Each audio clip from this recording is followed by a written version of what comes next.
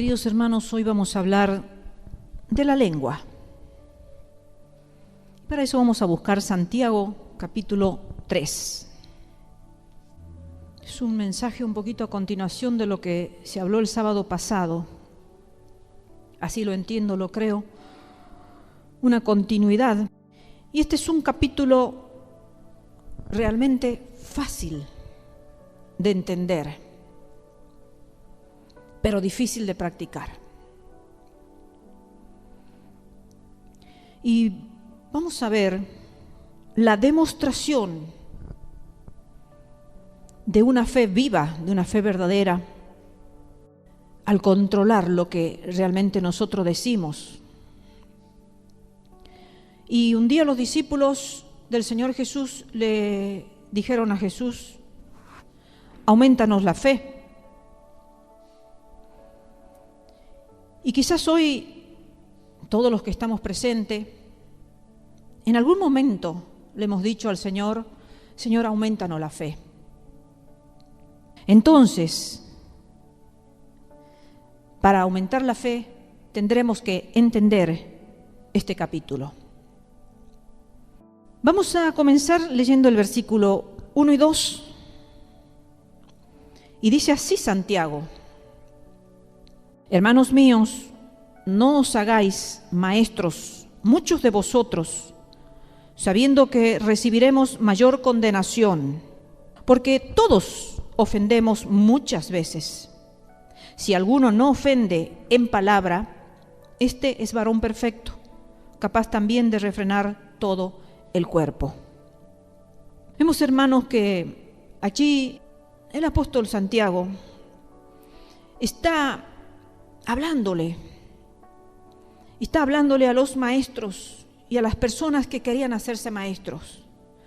Porque si estudiamos un poquito la historia de los judíos, la historia de los israelitas, de los hebreos, observamos que tanto en el pasado como en el presente era muy importante el don del maestro.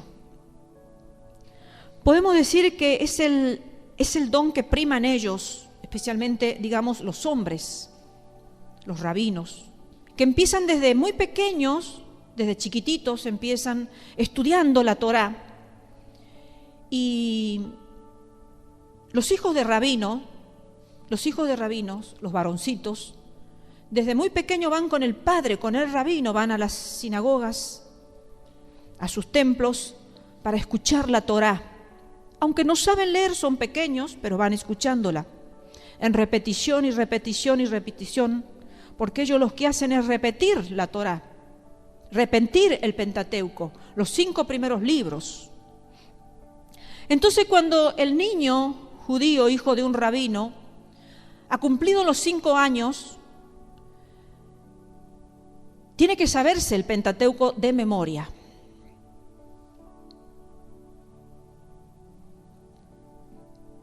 No conocerlo o entenderlo, sabérsela a la Torá, a los 5 primeros libros de memoria. Cuando ha llegado a ese nivel, podríamos así decirle, palabras sencillas, el niño está capacitado para seguir estudiando hasta los 12 años.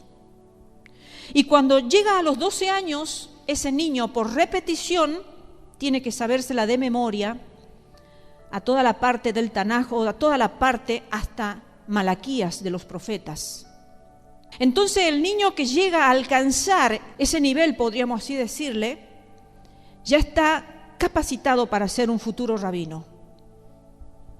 Entonces vemos cómo era tan importante en esas épocas, y lo sigue siendo en el presente también, quizás no con tanta, podríamos decir, tenacidad, porque las cosas vieron que de tiempo en tiempo van cambiando.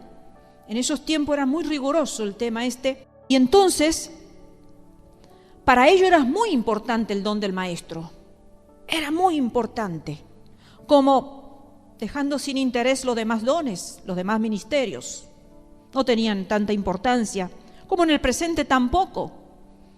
El don de evangelista, digamos, para los judíos convertidos, ¿no? Porque los mesiánicos predican el evangelio, mas no así los judíos que no son mesiánicos. No así el don profético, ni el de los milagros tampoco. Pero entonces por eso allí el apóstol en esa iglesia está diciendo: hermanos míos, no os hagáis maestros muchos vosotros, sabiendo que recibiremos más condenación, mayor condenación, haciéndole tomar conciencia y diciéndole: no crean que por la fama que han alcanzado, ustedes, hermanos, le dice, no van a recibir mayor condenación. Ahora, ¿por qué le estaba diciendo esto el apóstol Santiago? Aquellos muchos hermanos que se querían hacer maestro, que para ellos era un privilegio ser un maestro. Dice, porque todo ofendemos muchas veces.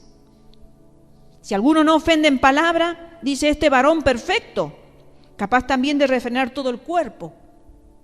Porque el Señor es el que capacita y el Señor es el que autoriza al maestro a enseñar.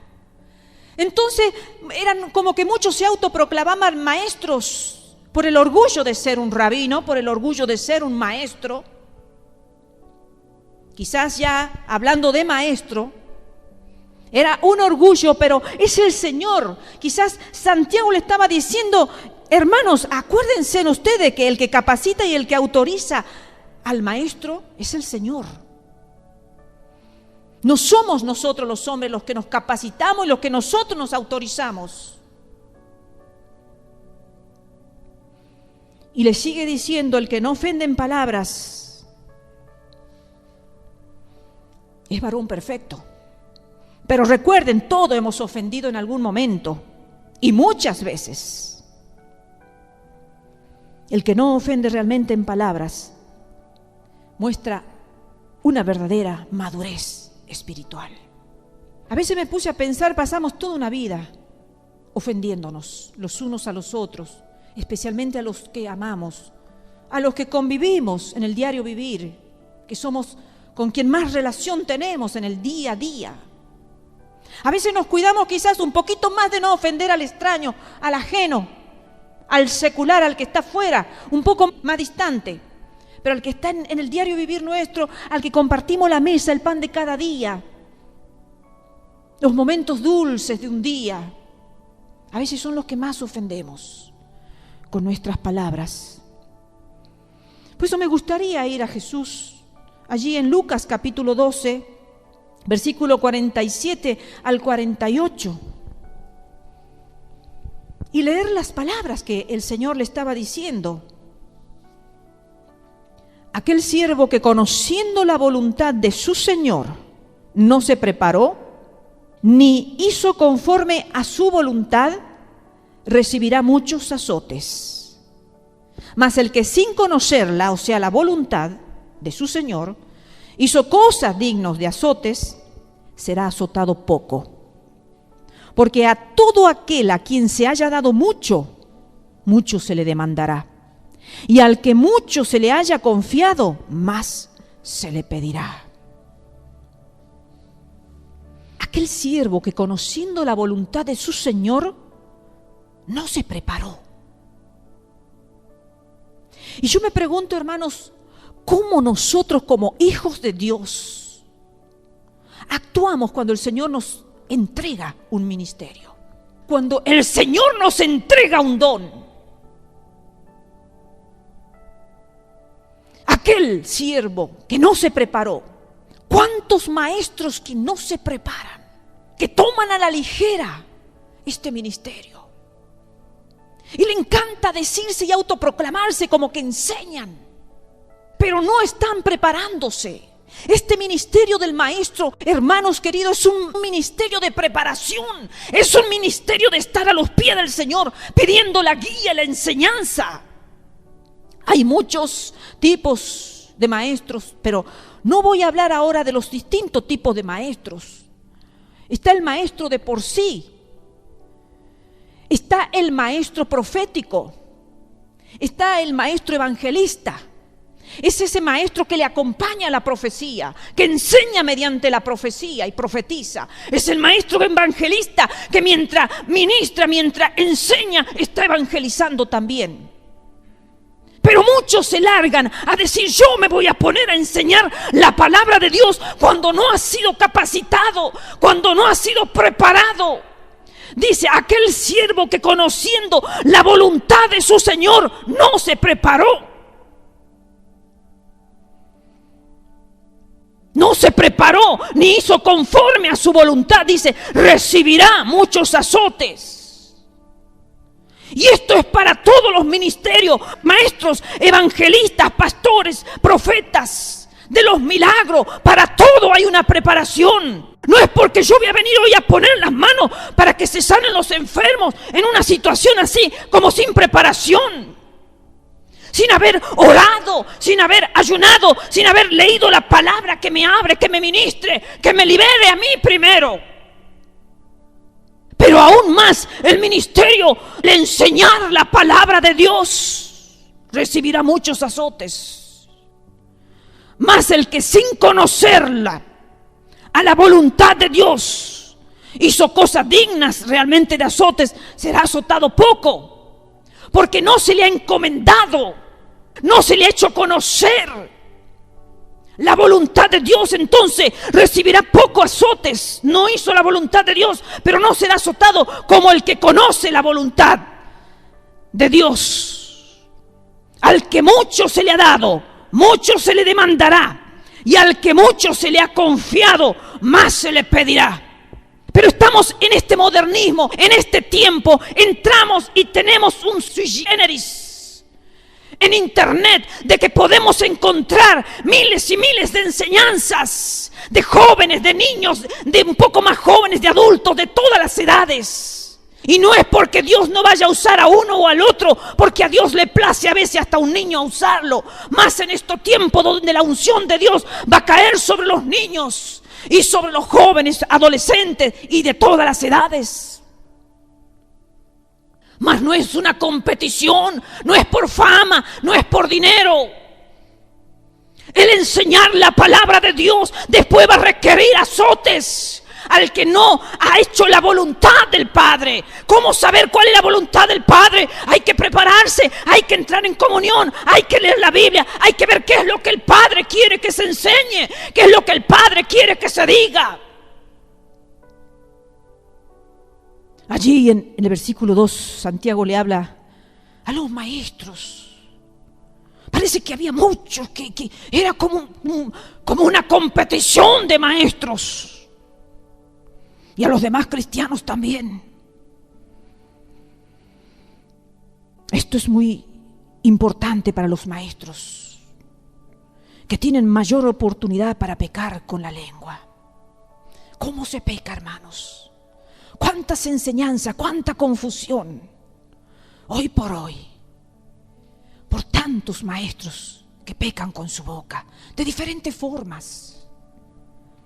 Ellos, los maestros, deben tomar en serio esta responsabilidad, porque su responsabilidad es mayor, sabiendo que recibirán mayor condenación. Como se enseña a un niño en la escuela es como saldrá, y como luego se formará como profesional. Como se enseña a un niño en la casa es como será después en el futuro, como ciudadano. No pretendamos que una persona sea un buen ciudadano si en su casa no tuvo un buen maestro, papá y mamá. Vemos muchos ciudadanos malos en nuestra sociedad porque la base y el conocimiento fueron malos. Mayor condenación tendrán los maestros. Muchos toman esta posición en la iglesia sin considerar sus costos en términos de responsabilidad. No es cuestión de tener un título nada más, de tener seguidores. ¿Cuántos seguidores tengo?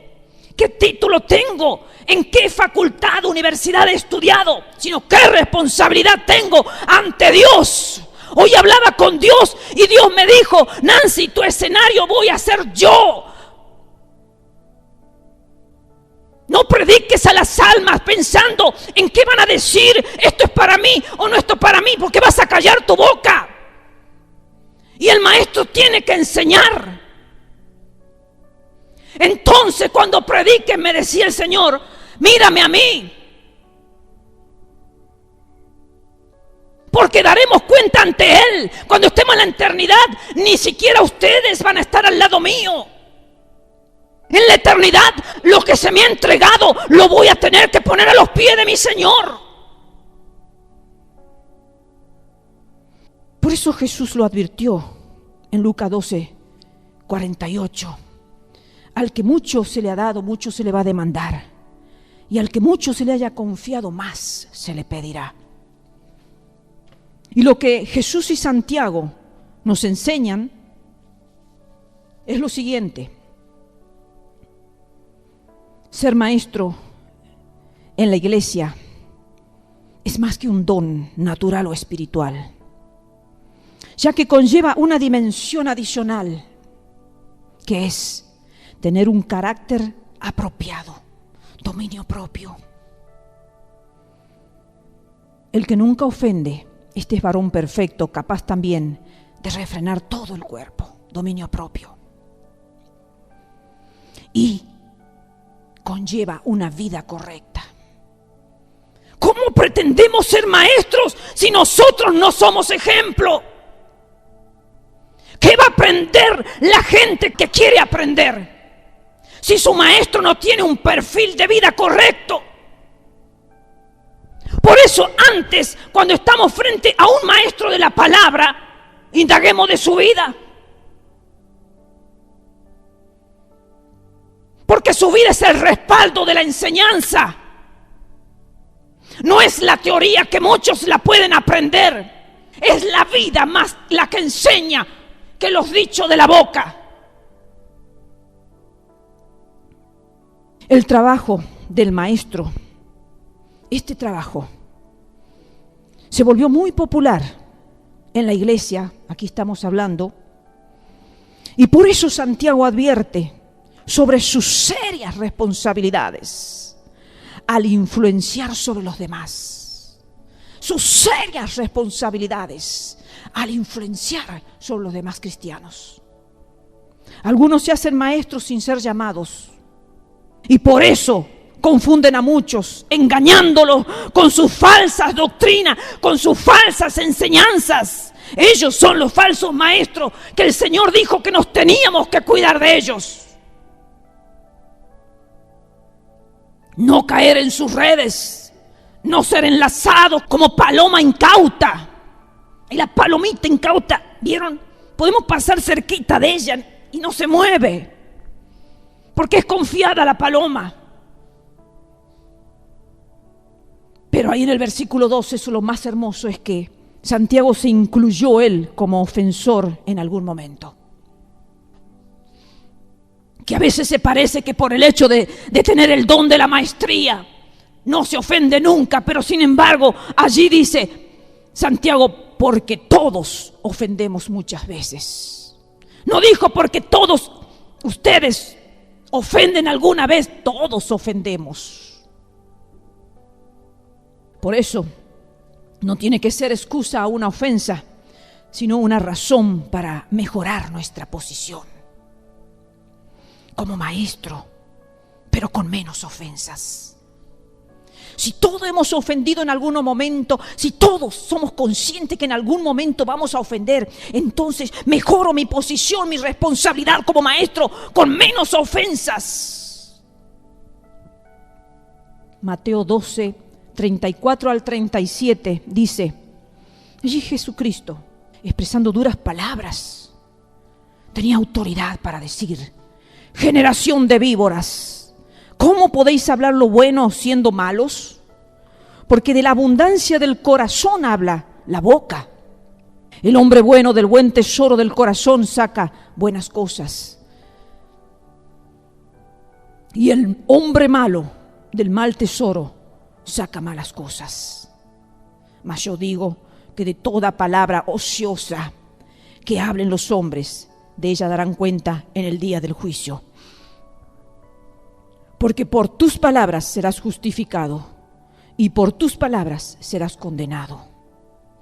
Palabra ociosa, palabra inútil, estéril, vana.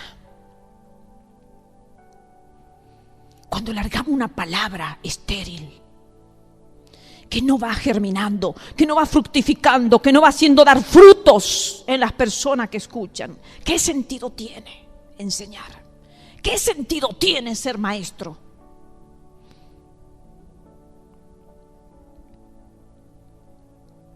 Cuando la palabra es viva, cuando predicamos la palabra establecida por los siglos de los siglos, que es eterna.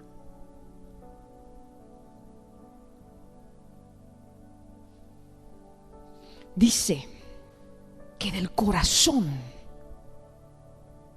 salen las cosas buenas y las cosas malas. Porque nuestra boca habla lo que abunda en nuestro corazón.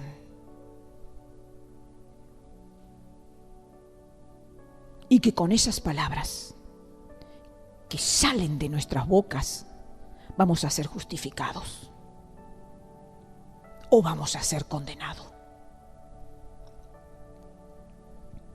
Entonces allí Jesús está mostrando que las palabras salidas de nuestra boca muestran el carácter interior. No ofender en palabra, como dijimos recién, muestra la verdadera madurez espiritual. Los maestros son los que tienen más posibilidad de pecar con su lengua. Se desesperan por ser maestros, pero no piensan que sus vidas están expuestas a pecar más que ningún otro.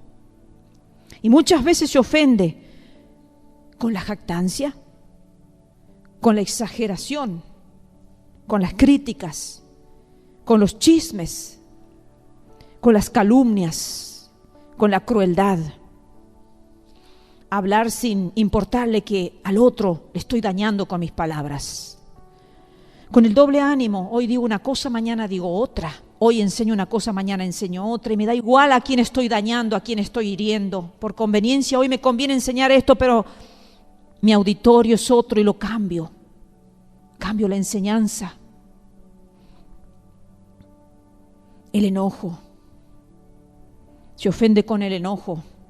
Se ofende con la adulación, porque la adulación es una mentira. Se adula sin sentimiento en el corazón, sin realmente decir y expresar lo que uno siente por la persona. Estoy adulando cosas buenas con mi boca, mas mi corazón siente otra. Palabras pocas sinceras, con el fin de ganar el favor de otros, aún en los mensajes de predicación. Ofendo a las personas con el fin de ganar a los que yo quiero ganar, a los que a mí me conviene ganar, a los que a mí me conviene que me sigan, a los que a mí me convienen que me hagan famosa, a los que a mí me convienen que sustenten mi vida con dinero.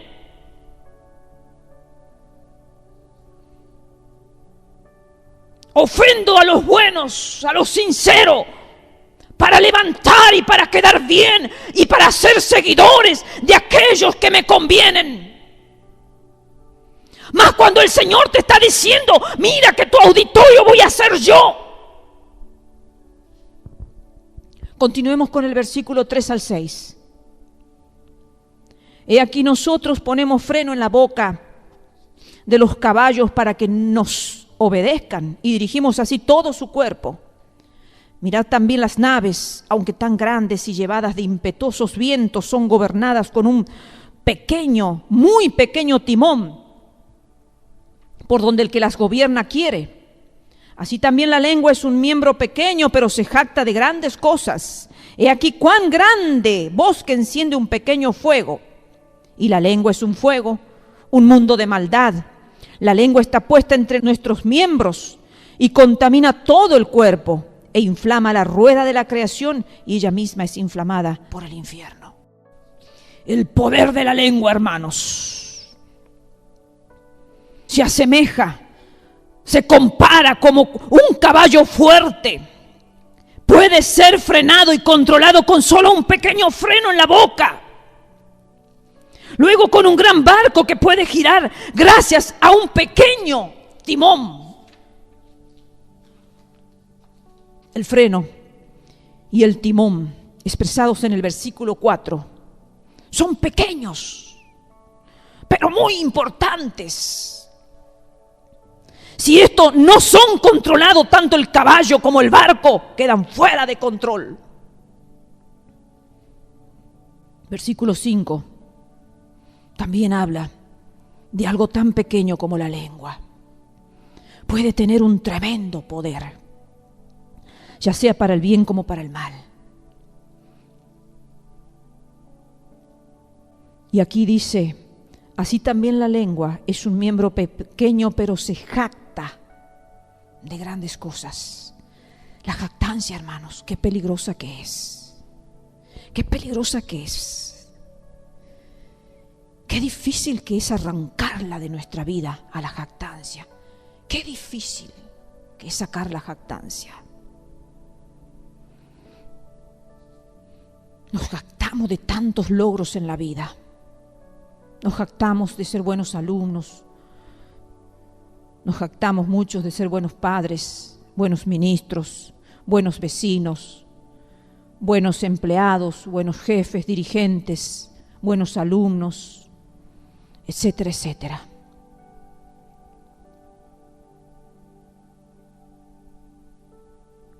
Cuán grandes cosas hace la jactancia, dice.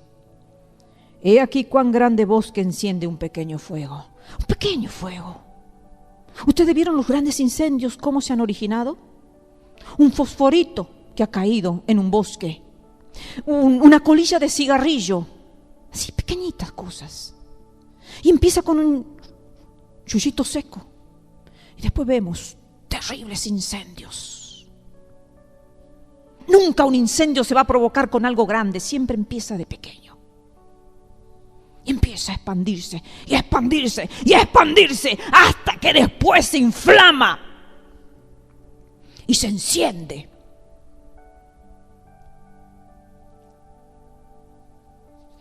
No se resuelve el problema de un caballo salvaje, indómito, revoltoso, manteniéndolo en un establo, ahí, encerrado. Tampoco el problema de un barco, el difícil de girar, se lo resuelve dejándolo atado al muelle. De igual forma, hacer un voto de silencio no es la solución al fuego de una lengua. Porque saben, hermanos, lo que el Espíritu de Dios me hablaba cuando muchas veces decimos nosotros, me voy a quedar mudo, no voy a hablar más. Si siempre que hablo armo problema, me quedo mudo. El Espíritu de Dios me decía que el silencio también es tan dañino como la lengua no domada. El voto de silencio también es tan agresivo como las palabras violentas. Si la lengua es como las riendas en la boca de un caballo o el timón de un barco, entonces nos preguntamos, ¿quién lleva las riendas o dirige el timón? Primero, algunas personas no tienen sus manos en las riendas o en el timón. Y por eso dicen o hablan lo que les ocurre. Otros usan su lengua según sus emociones o naturaleza carnal. Hablan según la carne. Hablan según el afecto, la expresión sentimental que tienen. Pero están hablando con la carne. Y miles de seguidores lo siguen, porque son personas que también, al igual que estas personas maestras según su naturaleza carnal, también son carnales, también son emocionales. Porque dice que el carnal busca lo carnal, mas el espiritual busca lo espiritual. Santiago nos muestra que el Espíritu de Dios, obrando en el hombre, hace que el hombre pueda tomar las riendas y el timón, que es nuestra lengua. la amargura o el dolor de una palabra hablada en contra de nosotros puede durar toda una vida. Es un golpe al alma. ¿Cuántas veces se le ha dicho desde pequeño a nuestros hijos? ¿Quién no lo ha hecho? Palabras que nunca la tendríamos que haber dicho. ¿Cuántas veces un maestro dijo palabras que no debería haber dicho a un alumno? Un jefe dijo palabras a su empleado que nunca debería haber dicho y que dejó marcada el alma de esa persona. Dice que una vez, creo, si no me confundo, que fue Einstein, pero fue uno de esos sabios poderosos, que en la escuela su maestra escribió una carta diciéndole a su madre, a la madre de Einstein, supuestamente si fue Einstein, después ustedes busquen, que su hijo no estaba capacitado para seguir estudiando en esa escuela, porque su coeficiente intelectual no era el adecuado para esa escuela. Entonces su madre inteligentemente, cuando llegó a casa, su hijo le dijo: mamá, ¿qué dice la carta? ¿Qué escribieron de mí? Y su madre inteligentemente le dice: mira, hijo, dice que como tú eres un alumno tan especial y con una dote intelectual tan alta que superas a todos tus compañeros, no puedes estar en esa escuela. Tienes que buscar otra escuela acorde a tu alto nivel intelectual. Y así fue que Einstein creyó las palabras de su madre y fue lo que fue, un poderoso científico. ¿Qué hubiera sido si él tomaba las palabras que habían sido escritas en ese papel de esos dirigentes de esa escuela que estaban maldiciendo la vida de ese niño? Capaz que hasta hubiera llegado al suicidio. No hubiera descubierto las grandes cosas que descubrió. Por eso, las palabras habladas con amargura, con rencor, con dolor, con enojo, con bronca, pueden durar o ser como un golpe en el alma para siempre. En cambio, se rompe un hueso, se fractura uno, en 2 meses se selló todo. Se lastima uno, una costura, una sanación, queda la cicatriz, pero el dolor se va. Porque el cuerpo se sana, más el alma no. Es difícil el alma sanarla. Por eso es que tenemos que tener tanto cuidado con esta lengua, con esta boca. Así como un pequeño fuego enciende un gran bosque, la lengua, un pequeño miembro, contamina todo el cuerpo de uno mismo o de lo demás. A veces nos preocupamos porque cómo hemos contaminado nuestro cuerpo y empezamos a buscar una dieta alimenticia, buscamos medicinas o medicinas alternativas o medicinas no alternativas, buscamos hacer ejercicio y buscamos distintas técnicas o formas o conductas para poder ayudar a que nuestro cuerpo se descontamine. Y está bien, pero a veces no nos damos cuenta que yendo directamente a nuestra boca y curándola nuestra boca, nuestra lengua, se cura todo nuestro cuerpo. Se descontamina todo nuestro cuerpo. A veces las palabras de otros nos han contaminado, a veces nuestras propias palabras nos han contaminado. Por eso tenemos que tener cuidado lo que decimos, los que predicamos. Puede durar toda una vida para bien o para mal, como dijo Jesús. Proverbio 26, 18 y 19, el rey Salomón dice: como el que enloquece y echa llamas y saetas y muerte, tal es el hombre que engaña a su amigo y dice: ciertamente lo hice por broma. Qué delicado que es esto, hermano. Cuando ofendemos a las personas a sabienda, porque en nuestro corazón hay cosas que parece que necesitan salir y ofender al prójimo. Y decimos: ciertamente lo hice por broma. Fue una broma. Son como llamas y saetas y muerte, dice. Y aún dice, cree que está engañando a su amigo, diciéndole fue una broma, cuando en su interior sabe que no fue una broma. Allí nos muestra la persona que no considera el poder destructivo de sus palabras y también la persona que miente. Por supuesto que Santiago no enseña a que quedemos mudos, porque sería más fácil que ejercer un autocontrol de la lengua. El mudo también hiere, como le dije recién. El que hace un voto de silencio también está hiriendo a los que lo rodean. No, Santiago no está enseñando a quedarnos mudos. Las riendas, el timón y la lengua, puesto aquí como fuego, pueden hacer un gran bien cuando se controlan correctamente. Versículo 6 dice, y la lengua es un fuego, es un mundo de maldad. Un mundo. Yo creo que me veí de esta tierra sin conocer realmente el mundo, porque podemos conocer provincias y uno que otro país, pero conocer el mundo entero, no creo tener ese privilegio, por lo menos hasta hoy. No sé, algún día, pero es muy difícil. Y acá dice que la lengua es un fuego, es un mundo de maldad. Más del mundo no hay.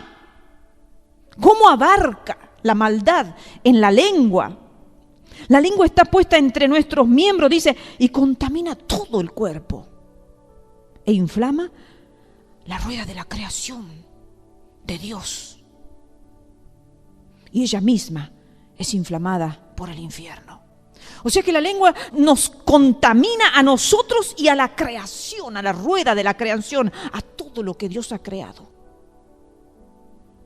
Porque viene inflamada con fuego, pero no un fuego hecho acá en la tierra. Viene el fuego que viene, que trae la lengua, es del infierno. ¡Qué tremendo! Salmos 73, 9 dice, pone en su boca contra el cielo y su lengua pasea la tierra. O sea que hay personas que blasfeman contra el cielo, donde está Dios, donde están los ángeles, donde están los santos que han partido ya, y también la tierra y todo lo creado que hay en ella.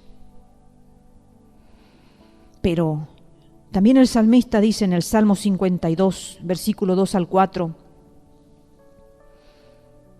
agravios maquina tu lengua, como navaja afilada hace engaño. Amaste el mal más que el bien, la mentira más que la verdad. Has amado toda suerte de palabras perniciosas, engañosa lengua. Agravios maquina tu lengua. Agravios, he buscado unos cuantos sinónimos: molestia, ofensa, injuria, afrenta, ultraje, perjuicio, daño, atropello. Eso maquina tu lengua. Dice, amaste la mentira más que la verdad. La lengua es más pronta para decir la mentira que la verdad. Pónganse a prueba un día y vean. Analicemos nuestra lengua. Analicémoslas desde la mañana hasta la noche. Palabras perniciosas, ofensivas, malas, dañinas, nocivas, perjudiciales, malignas. Esas son las palabras que salen de una lengua engañosa.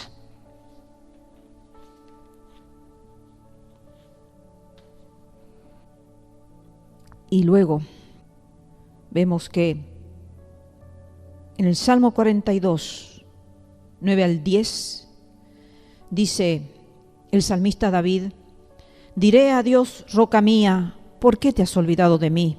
¿Por qué andaré yo enlutado por la opresión del enemigo? Como quien hiere mis huesos. Mis enemigos me afrentan, diciéndome cada día, ¿dónde está tu Dios?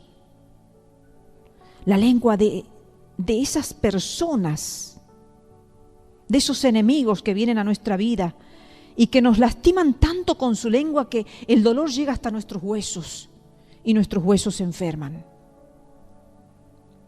Como diciendo, estás enfermo, ¿y dónde está tu Dios que no te puede sanar? Ah, te fue mal en la escuela, ¿dónde está tu Dios que no te puede ayudar? Te va mal en el trabajo y dices, ¿qué no sos evangélica? ¿Dónde está tu Dios que no te ayuda? Palabras que son como espada en los huesos del ser humano. Y luego, Proverbio 10, 19 al 21, allí el rey Salomón, un rey muy sabio, dice: en las muchas palabras no falta pecado, mas el que refrena sus labios es prudente. Plata escogida es la lengua del justo, mas el corazón de los impíos como nada. Los labios del justo apacientan a muchos, mas los necios mueren por falta de entendimiento. Por eso la lengua enferma el cuerpo, lo contamina. Y dice que el que refrena sus labios es prudente y es como plata escogida. Hay muchos tipos de plata. Esta que hace referencia el sabio Salomón es una plata escogida, una plata trabajada, pura, no tiene aleación de otros metales. Así dice que es la lengua del justo, pero el corazón de los impíos como nada. No tiene valor, no, nada. Y dice que al final los necios van a morir por falta de entendimiento. El versículo 7 y 8, sigamos leyendo, dice: porque toda naturaleza de bestias y de aves y de serpientes y de seres del mar se doma y ha sido domada por la naturaleza humana. Pero ningún hombre puede domar la lengua, que es un mal que no puede ser refrenado, llena de veneno mortal. Qué difícil que es domar la lengua, hermanos. Santiago nos dice que un animal salvaje puede ser domado, más fácil que la lengua. Y realmente está diciendo una verdad, porque dice que la lengua es un mal que no puede ser refrenado, llena de veneno mortal. El ser humano se puede sacrificar y tener dominio propio, pero no puede domar la lengua. Podemos domar tantas áreas en nuestra vida, hermanos, más la lengua. Muy difícil. A la lengua se la compara a un veneno mortal, como de las serpientes esas que mordieron, pusieron el veneno mortal. Poca esperanza de vida para los que han sido mordidos por una serpiente con veneno. Murmuración, chismes. Esto ya se habló el sábado pasado. La murmuración de María casi la llevó a la muerte. Si no fuera por la intercesión de su propio hermano, no se hubiera salvado, porque los leprosos eran apartados para que mueran aparte del campamento, desechados. La murmuración, los chismes, las calumnias, las maldiciones. Maldiciones, maldecir, decir mal de alguien o de algo. Simplemente, así nomás. A veces que creemos que las maldiciones vienen de los brujos, de los hechiceros, de los satanistas, de nosotros también, porque estamos diciendo mal. ¿Y cuándo no hemos dicho mal hasta de un propio hijo de nosotros? O un hijo de un propio padre, o hermanos entre hermanos, familiares o amigos entre amigos. ¿Cuándo no? Versículo 9 al 12. Con ella, con la lengua, bendecimos al Dios y Padre, y con ella maldecimos a los hombres que están hechos a la semejanza de Dios. De una misma boca proceden bendición y maldición. Hermanos míos, esto no debe ser así. ¿Acaso alguna fuente hecha por una misma abertura agua dulce y amarga? Hermanos míos, ¿puede acaso la higuera producir aceitunas o la vid higos? Así también ninguna fuente puede dar agua salada y dulce. El carácter contradictorio de la lengua. Qué triste es que la lengua se la pueda usar para lo más alto y lo supremo y lo sublime, que es lo que hicimos hoy. Bendecir a Dios, alabarlo, adorarlo al Rey de Reyes, al que merece toda gloria y toda honra. Como también usarla después para lo más bajo y lo más vil. Maldecir a nuestros semejantes, como aquí dice. Estamos en la iglesia bendiciendo a Dios y después nos vamos a la casa y maldecimos a los semejantes. ¿Cómo puede ser una fuente que largue agua salada y agua dulce al mismo tiempo? Dice Santiago. ¿Puede acaso una planta de frutas dar algo que no es de su naturaleza? ¿Una higuera producir aceituna o la vid higos? Pero esta reflexión tendríamos que decirla solo para los impíos, ¿verdad? Sin embargo, los creyentes no estamos exentos. Allí estaba Santiago disciplinándolos, enseñándolos, mostrándole a los cristianos, a los maestros, a ellos les estaba refiriendo, a ellos les estaba hablando. De los impíos podemos esperar cualquier cosa, aunque a veces nos topamos con impíos que son más prudentes que nuestros hermanos en la fe. Qué triste, ¿verdad? A veces compartimos varios días con impíos, no nos hieren. Y compartimos a veces una hora con uno que tiene la misma fe nuestra. Y terminamos tan heridos, tan dolidos. El versículo 10 dice, de una misma boca proceden bendición y maldición, hermanos míos. Esto no debe ser así. Nuestra boca tendría que estar constantemente glorificando a Dios. Levantarnos a la mañana glorificando a Dios y acostarnos glorificando a Dios. Y acostumbrémonos, si es una buena terapia, una buena conducta, por así decirle, es que al final del día revisemos nuestra lengua. Revisemos, a ver qué hice hoy día. El otro día con Nati hicimos eso, bueno, por lo menos yo lo hice, le dije, a ver, Natalie, hoy he hablado de esta, a ver, ¿qué hablé de estas personas? Hablé esto, ¿será un chisme esto? Estuve hablando esto. No entra en la parte de chisme, y a ver esto sí entra en la parte de chisme, descalificada. Y es una linda terapia hacer eso, analizarnos entre nosotros y a veces entre miembros, que podamos hablar este tema, ¿no? Que podamos hablar este tema y a ver, ¿vos has visto que yo he hablado algo mal de alguien? Llámame la atención, exhortame, decime, por favor, nos ayudemos. Eso es ayudarse, hermano. Sí, yo sé a quién ir y decirle, ¿será que he hablado mal? ¿Será que lo que hablé de esta persona ha pasado a ser una murmuración, una calumnia, un chisme? ¿O será que solamente era un decir, analizarla a la persona? Porque a veces tenemos que conversar de las personas. Tenemos que analizarla, a ver qué piensa el otro, si piensa lo mismo que yo, con respecto a una conducta, con respecto a un proceder. Tenemos que hablar, pero que no pase más allá. Si tenemos un vocabulario en la iglesia y otro en casa, ¿sabe cómo se llama eso? Sí, seguro, hipocresía. Claro, porque no podemos ser distintos, ¿verdad? El cristiano tiene que ser cristiano en la casa, en la escuela, los chicos, en el trabajo, en la facultad, en el súper, en el vecindario, en todos lados igual. El versículo 11 dice, ¿acaso alguna fuente hecha por una misma abertura agua dulce y amarga? Versículo 12, hermanos míos, ¿puede acaso la higuera producir aceituna o la vid higos? Así también ninguna fuente puede dar agua salada y dulce. Comparándola con una fuente y con un árbol, a la lengua, a la boca.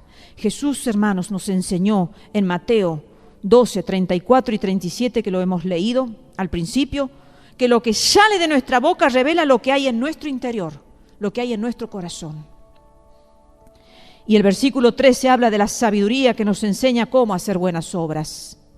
Y ahora entramos en otro tema importante también de la sabiduría. Primero, la sabiduría no es solo conocimiento acumulado o almacenado en el cerebro, en la cabeza, sino que se muestra por una buena conducta, por un buen obrar. Por ejemplo, aprendiendo principios. Venir a la iglesia es tener una conducta, así como cuando vamos a trabajar, como cuando vamos a la escuela tenemos una conducta, ¿verdad? A la escuela tenemos un determinado horario para entrar, entonces nos preparamos para llegar en horario.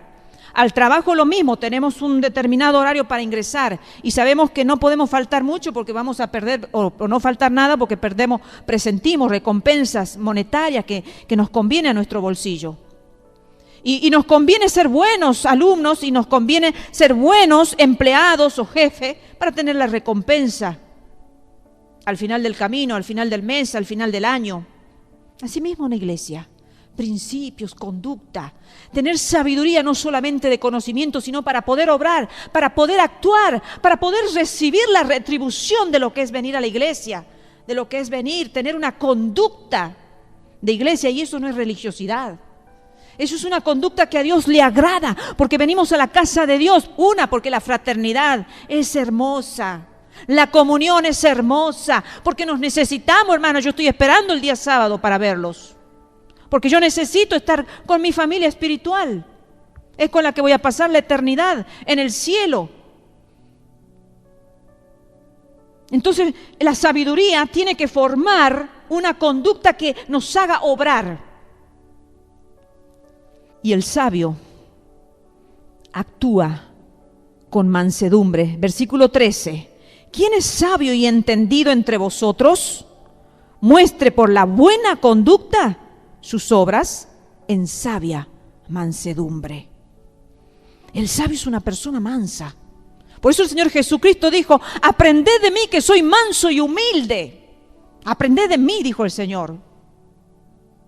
Moisés era un hombre violento, asesino, pero aprendió la mansedumbre. También todos han aprendido la mansedumbre. Aquellos que han sido escogidos para grandes cosas han aprendido a ser hombres y mujeres mansas. Todos los que quieren obrar para llamar la atención son faltos de sabiduría. Nosotros acá en la tierra no necesitamos llamar la atención que no sea más que la atención de Dios.